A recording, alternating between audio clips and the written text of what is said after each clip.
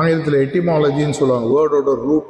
எக்ஸலன்ஸ்ன்ற வார்த்தை எங்கேருந்து வருதுன்னு போய் பார்த்தீங்கன்னா டு கோ பியாண்ட் அப்படின்ற ஒரு அர்த்தத்தில் இருந்து டு கோ பியாண்ட் வாட்னு கேட்டிங்கன்னா எதிர்பார்ப்பு.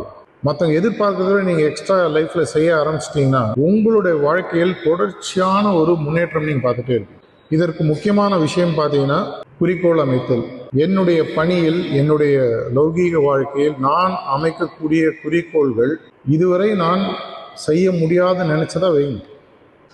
சிந்திப்பது பெரிதாக இருக்கக்கூடிய பட்சத்தில் அது செயலாக மாறினா கூட நஷ்டம் ஒன்றும் கிடையாது.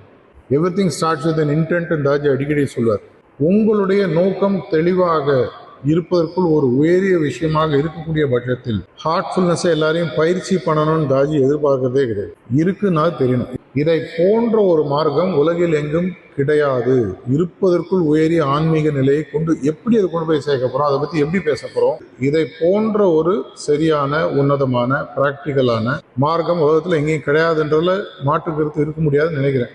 அப்படி இருக்கக்கூடிய பட்சத்தில் இதுதான் இருப்பதற்குள் சிறந்த பொருள் அப்படின்னு சொன்னால் இந்த பொருள் இருக்குன்றத உலகத்துக்கு தெரியாது.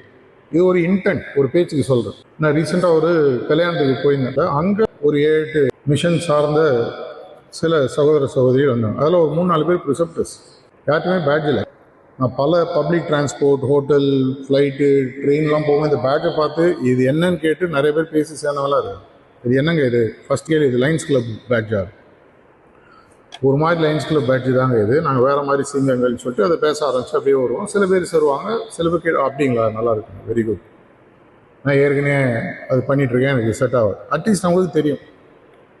இது எதற்காக சொல்கிறேன்னா, இந்த மேன்மையை நோக்கி அப்படின்ற ஒரு விஷயத்தில் இந்த பயணத்தை இவ்வளோ நாள் ஆரம்பிச்சா அட்லீஸ்ட் இன்றைக்காவது ஆரம்பிக்கும். எண்ணத்தை சரி செய்தல், உணர்வுகளை சரி செய்தல். எண்ணத்தையும் உணர்வையும் சரி செஞ்சுட்டிங்கன்னா உங்கள் வாழ்க்கையோட 2 மெயின் ஸ்ட்ரீம் செட் ஆகிடும்.